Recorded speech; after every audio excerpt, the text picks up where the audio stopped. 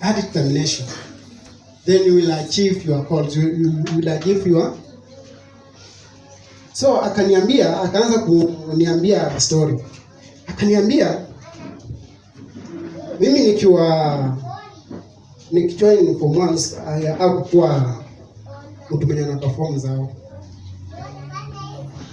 But akasoma mpaka form 2. Kitu alikuja akakundua, yani alikuwa unproductive, unable to see God's direction clearly. Then akakundua kitu kimoja. Kwa marafiki zake sote wako katika hali moja. Alikuja akakundua kama anapatanga C- ni wale tu wote wako tu hapo hivyo. Hakuna mwenye anapita hapo hivyo. Kitu yenye alikuja akafanya, alitry kubadilisha the closest association, kubadilisha wale marafiki. Vile alibadilisha marafiki, na wale marafiki ananiambia, nilidecide kitu ya kwanza, nilidecide nijue Mungu kwanza. Nilitafuta wale marafiki ambao wako karibu na Mungu ili wakaweze kunielekeza. Once udecide hivyo, maisha yake sasa ndiye ikakuja kaanza kupatilika. Performance yake ikaanza kusonga. Ikaanza kusonga. Baadaye kufanya form 4, yeye akapita mtihani wake vizuri. So aliniambia kitu kimoja. Ukiona una make 2 steps, ukimake 2 steps forward, then 1 step backward, means una mix associations. Nasikia? Sijui kama basa, sijui kama umewahi ona mtu, ama sijui kama umewahi kipata kwa hali fulani, unaweza kuokoka mara 5.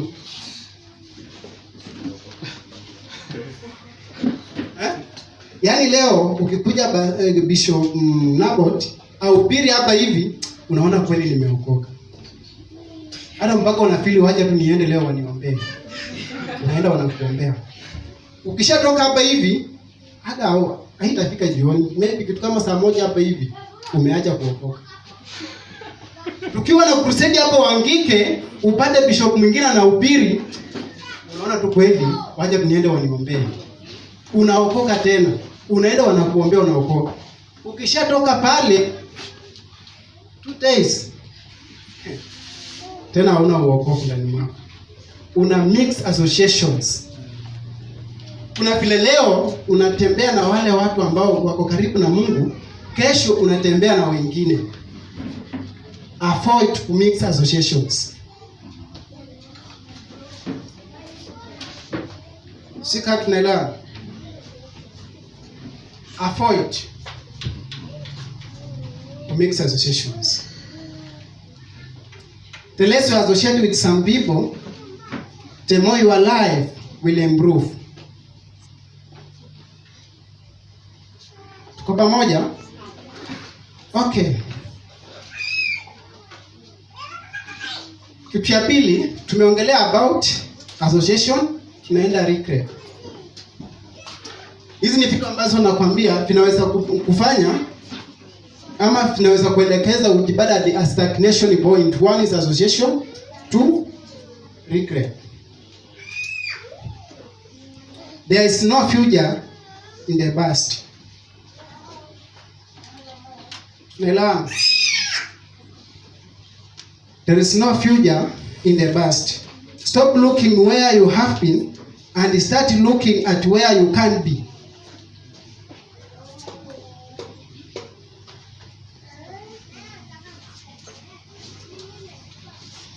Sasa unajua juzi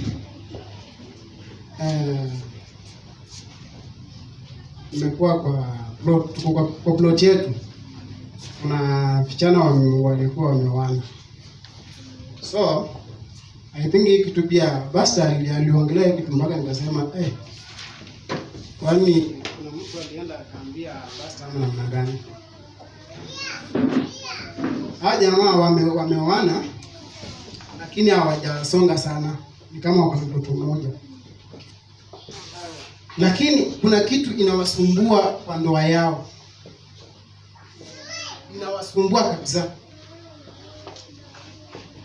Msichana alipata mtoto akiwa kwao, kisha baadaye akakuja akapendwa na huyu jamaa.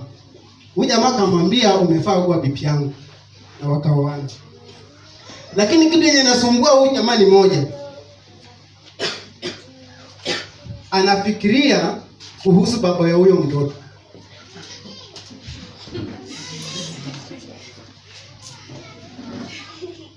Unanielewa?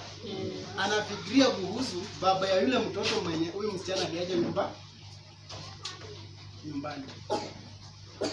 So mimi nikaanza kujiuliza, huyu jamaa kitambo, sijui wenye mmeingia kwa ndoa, sijui mlikuwa mnamaliza mtakani mmeingia kwa ndoa. Kwa kitambo mmeingia kwa ndoa, si mtakuwa mmekaa kiasi jamani? Huyu ameelewa huyu ameelewa huyu. Sasa nikajiuliza, mbona huyu jamaa hii kitu inamsumbua? Ni regret, ana regret. Anafikiria, mbona niliamua, mbona nilimake hiyo uamuzi, nilifanya hiyo uamuzi.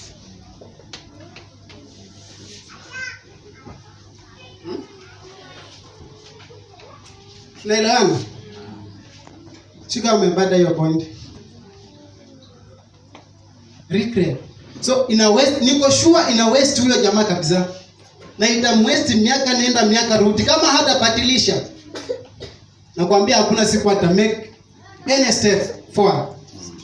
Atakuwa anaendelea kurudi nyuma. Basi niko sure ile wakati anakaa wakisosana, at least wangekaa wafikirie kile kitu cha maana, wangesonga mbele.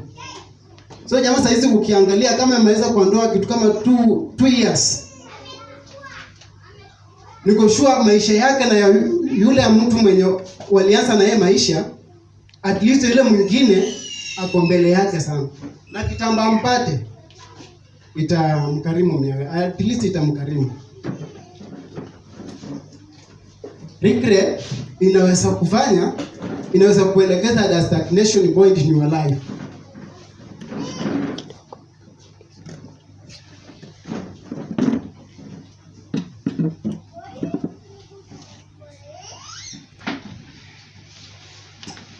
Nani anaweza kusomea Philippians 3:13-14? Yes.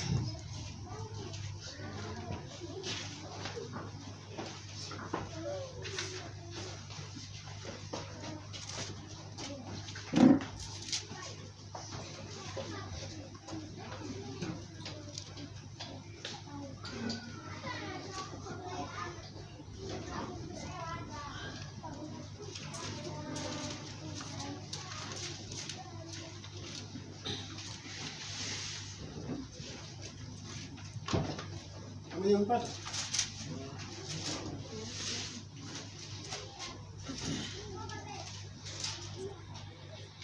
I read, brothers, I do not consider that I have made it my own, but one thing I do, forgetting what lies behind and straining forward to what lies ahead. I press on toward the call for the prize of the upward call of God in Christ Jesus. Yes. Your destiny and call in life is always forward, not backward.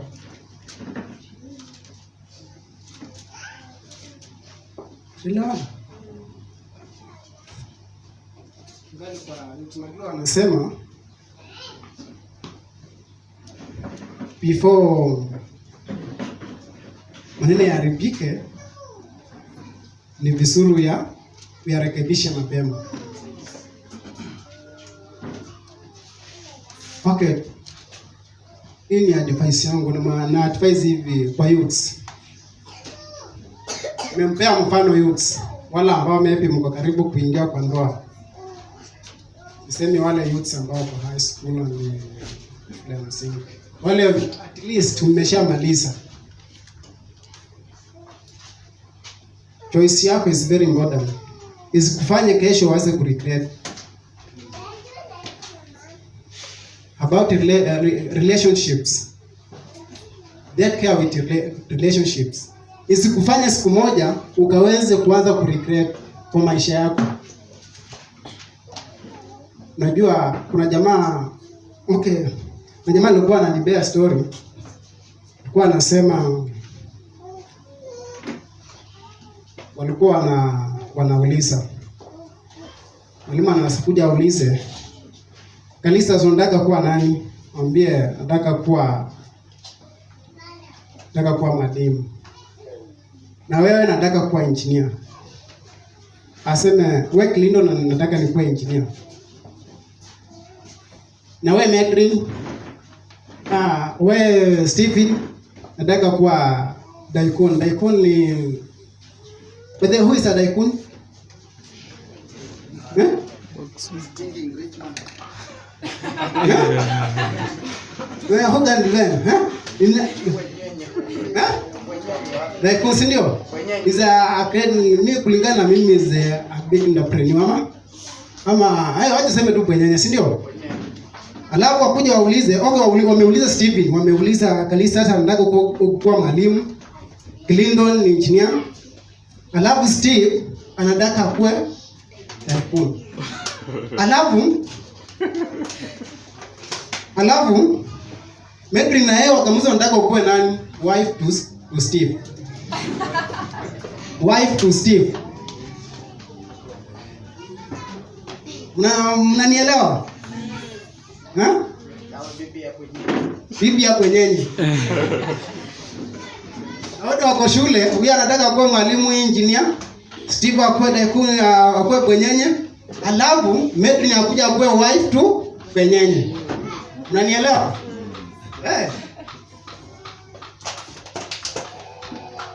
Back to youths and ladies. Unajua kuna wakati kuna jamaa alikuwa ametoka KU, alikuwa teaching practice. So atuambia Kakai, unajua usipo work hard isikie inakukulemea. Usiwahi compete na lady, compete na mwanaume mwenzako. Our ladies anaweza pata mtu mwenye ameshasoma. Unanielewa? Na yeye maisha yake iendelee. But nikakuja nikakaa chini, hiyo ni ujinga. Siku hizi haya nimwambie ni ujinga. Siku hizi na sisi maboys kwa tunasema we are avoid parasitology women's. Kama wanataka kupeleka kwa kwenye then we are avoid parasitology women's. Utapata wapi leo? So kama hauna akili tafuta yule mwenzako. Kama ulikuwa na waste time yako, kama ulikuwa na waste your opportunity badala ya kudetermine yenye utakuwa nani kesho, unataka ukuwe bibi ya Steve ile kwenyenye, una waste time yako na utakuja kuregret. Natumia hiyo mfano mnielewe. Youths, nataka mnielewe. Utakuja kuregret. Maisha yako yatakuanga tu kila wakati unafikiria tu. So ku avoid kuregret ni saizi. Use that opportunity. Sasa boys wana avoid parasitology women. So tunasema hivyo parasite what na avoid. Najua hakuna vile mimi hata mimi nikasema lazima tu avoid this parasitology women. Huyu jamaa alikuwa akisema huyo mwalimu kutoka KU. Kuna mwangalia anasema bana, huyu jamaa anasema namna gani bana? Hii maneno ikuumize hivi, alafu kuja upate mtu mwenye atakula, mwenye hata yani hajawahi struggle, unapata tu anakula. Na unajua hata ukipata, niko sure utasumbuliwa kabisa. We just imagine. Okay, lakini naongelea about youths. Unajua wale wazazi wetu wenye tuko nao hapa saa hizi, ile wakati si yetu. Hii wakati yetu ni tofauti. Naongelea about hii wakati yetu.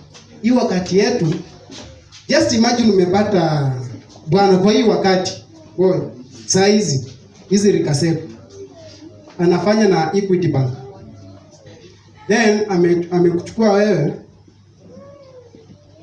umeacha shule ama waje niseme umepata, waje niseme tu umeacha form 3. Cha kwanza umeaja umepata E. Ni mzuri. Umepata E.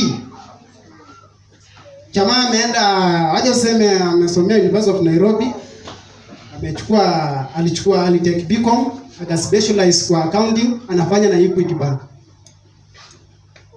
Wewe anakuaja kwa nyumba kila asubuhi, akikuja chioni atakupata pale. Kazi yako ni kuiron, kufua nguo na kazi ya nyumba. Badala unajua hiyo kazi ni ya house girl. So imagine huyu jamaa anapata msichana ako Equity Bank, pia amekuja internship pia from University of Nairobi, from Kenyatta University, from Masinde Muliro University, from public university, zile big universities. Amekuja internship. Yule mwenye angali yangu anakaa na yeye kwa ofisi yake. Unajua yeye ni operation manager maybe, ako na ofisi yake. Alafu huyo anakuja kama assistant wake, wamekaa na yeye kwa ofisi moja. Imagine. Alafu alikuja kwa nyumba, wewe ni kama ni house girl. Hii wakati yetu si maybe ni wasasi wetu. Hii wakati yetu. Imagine. Si utakuwa clear kila siku. Utakuwa clear kila siku. Utakuwa ukiingia tu kwa inbox yake unapata tu, yes madam, I will send you 10k. Wewe kwenu uliomba 1k wakakunyima. But watasend 10k. Hiyo ni kwanza kulia. Wanauliza au unaenda kwa inbox yake sasa ya simu, najua wanaangalia. Ukienda kwa sendbox yake wameuliza au tutaspend pesa ngapi. Nitakutumia 20k. Wewe kwani 2k hawajatuma. Nasikia? Kwanza kuregret. So badala baadaye waanze kuregret, ni vyema sisi kwa youth for now waje tutengeneze ile maneno kwa hii wakati, waje tutumie hii opportunity kwa avoid waanze kuregret. Tu anasema no man is rich enough to buy back his past. Pamoja kitu ya pili nikienda kumalizia, I think waliniambia nimalize exactly 12.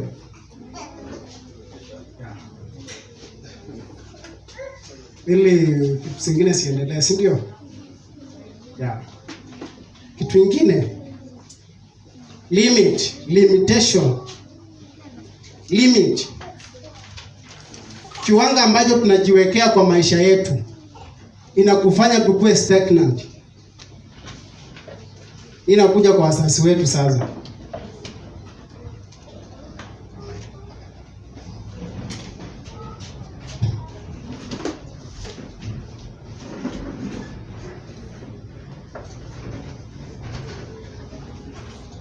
Wanasema life is too short to think small.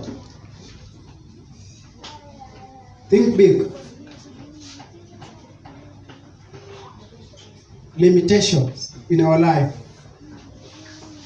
inaweza kufanya tujipata a stagnation life, a stagnation point in our life.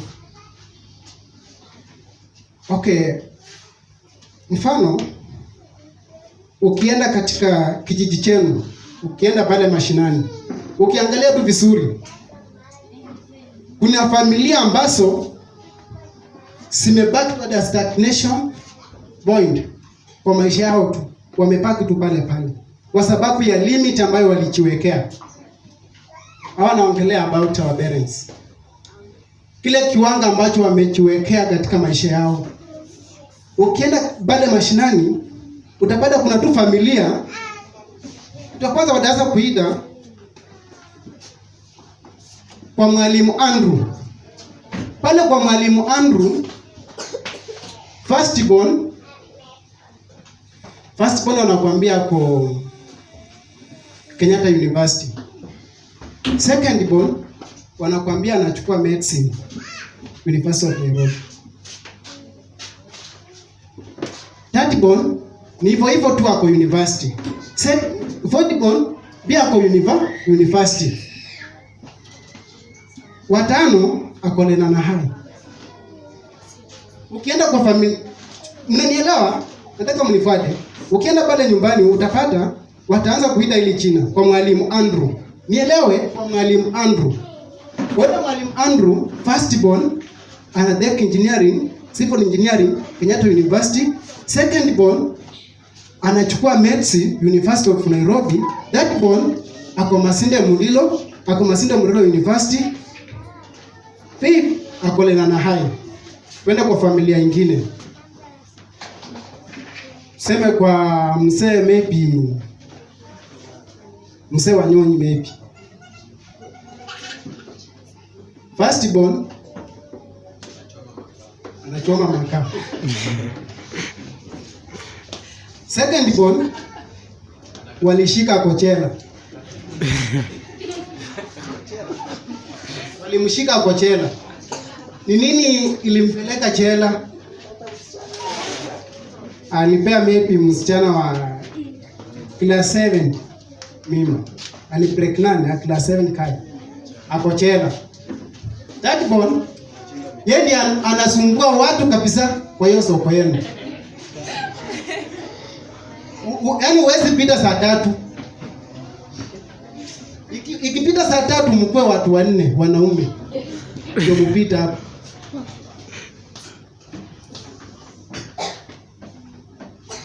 Hizo familia mbili niambie.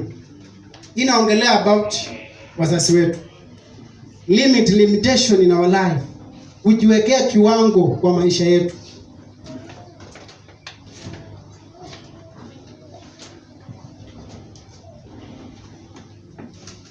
Nachua hapa hivi Luke 18:27 says the things which are impossible with men, possible with God.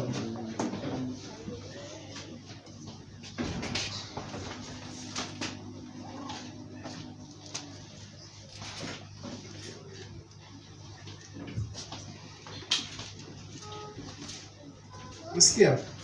Never use the word never. Never use the word never. Isiwahi sema haiwezekani. Kuna wasashi hapa hivi. Kwa hiyo mfano nimempea mbili kwa hizo. Ukipata hao wazazi wawili, huyo kuna tu mzazi hata mimi miongoni mwetu, kama nimekuwa na jirani yangu juzi alikuwa niambia story fulani kuhusu watoto wake, kuna watoto wawili. Nikaambia Mungu, saidia huyo jamaa ajue yeye anafanya. Ajue yeye anaongea. Msaidie ile mawazo yake uyabadilishe. Alikuwa ananiambia mtoto wake wa kwanza ako class 6. Wa pili ako class 4.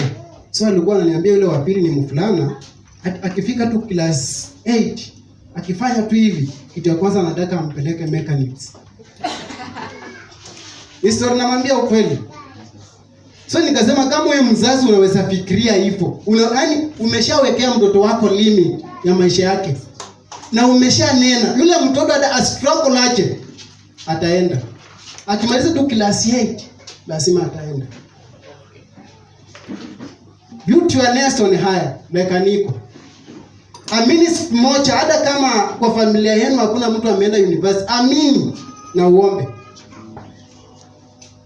Our God, I believe that our God always works in miraculous way. Haijalishi hata kama kwa familia yenu hakuna mtu amewahi enda chuo kikuu, hajawahi fanya harusi, amini kwamba mtoto wako yule mwenye wako na yeye, yule mtoto atajoin Oxford University. Amini kabisa, you just believe. God nasema always works in miraculous way.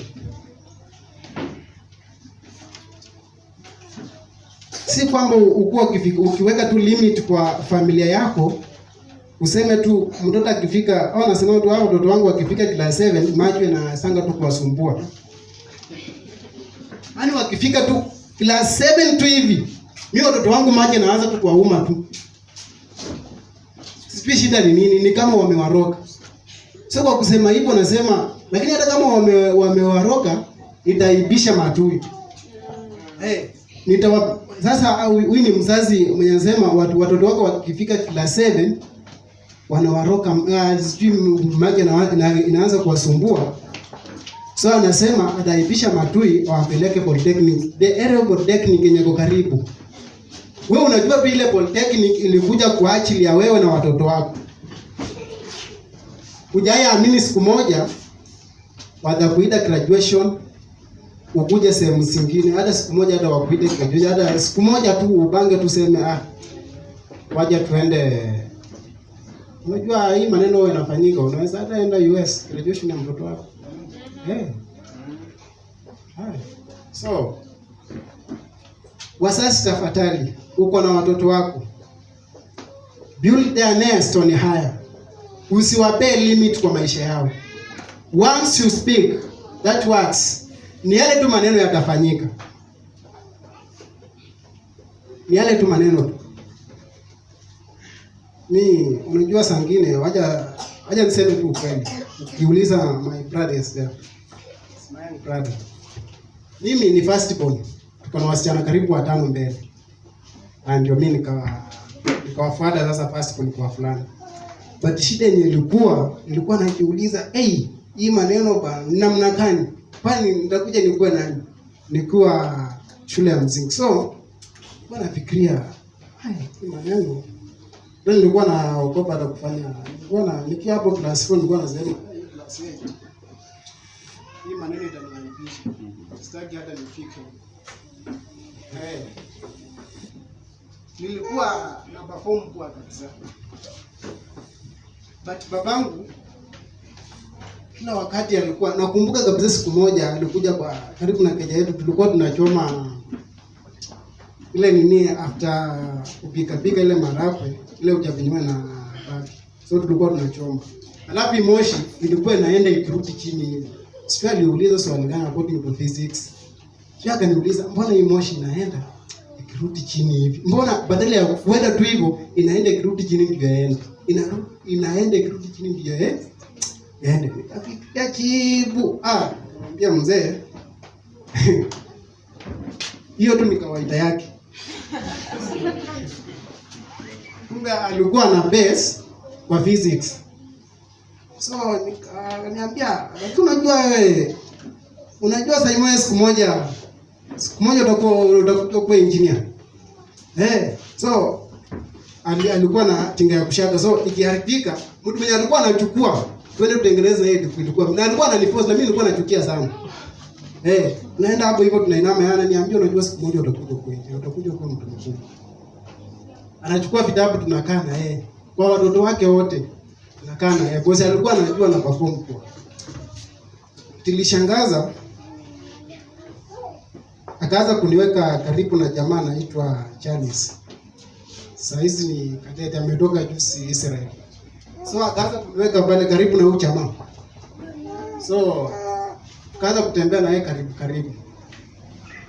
Akisema utakuwa lita wa kesho. Niko tu sure utakuwa mtu mkubwa. Kuanzia hapo class 5 nilikuwa napenda kutembelea hapo 45, position 45. Naona hiyo wakati siwezi kanganya. Hiyo wakati nikakuja nikakuwa 24. Nikaanza kujibea morali. Nikasema hapana. Hii 25 jamaa sasa tutatembea nao. Hiyo wakati tukifika hapo class 5 kuna jamaa walikuwa class 7. Hiyo shule yetu ilikuwa primary pale tu kuanga na CU. Jamaa kaanza kuunda CU, tukaanza kuingia hapo hivi. So nilikuwa nasema siku moja nikijua uspeak the fluent English nitakuwa preacher. As long as nijue tu uspeak fluent English nitakuwa preacher. So tukaanza at least tunajifanya speaker mmoja anaona mtoto anajifanya anaongea Kiingereza but si Kiingereza. Yaani ukimsikiza hauwezi elewa ni nini anafanya. So tulikuwa tukaa watu karibu 6 hivi, tunaanza kuongea vitu kama hizo. Tunachukua vitu tunaanza kuongea vitu kama hizo. So unajiongelesha Kiingereza yenye si Kiingereza na huyu na yeye anabadilisha anaongea Kiswahili. So from there at least tukaanza kusonga songa. Nikakuwa at least, nikakuwa kwa wale watu at least. Ndio nikaenda at least nikamanage. So wazazi, tafadhali tunamuomba kama sisi wanarika, msituweke limit kwa maisha yetu. At least jaribu ushawishi mtoto wako, jaribu kumpea motisha. It's very important. Si kumwekea ile limit.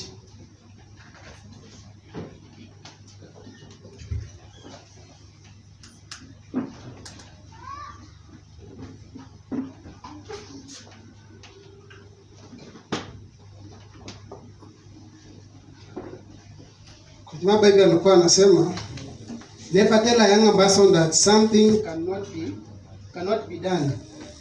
God may have been waiting for centuries for somebody ignorant enough of the impossible to do that thing. Mungu anaweza kuwa amengojea tu ile kijana mwenye unasema, mwenye umemwekea hiyo limit, that yeye ndiye atajoin that area of polytechnics. Maybe Mungu ndiye amemngojea tu. Tunaona ile ugonjwa na kusumba about nini kama hii kanza. Tunapeleka watu wetu kama sio wanapelekanga China ama India. Maybe Mungu amemngojea tu peke yake tu akuja kuwe daktari hii Kenya wa kutibu nini kanza. Amemngojea tu peke yake, na unamwekea limit. Akifika class 8 akifanya tu hivi, ajoin polytechnic. Unajua Mungu atakupiga wewe kiboko kama ni mzazi. So please, msituweke kwa zizi wanarika ama watoto wetu wenye wangali shule, msiwawekee limit yao. Mungu anawapenda na atatenda miujiza juu ya maisha yao. Hope mbarikiwe na Mungu ambariki zaidi. Amen.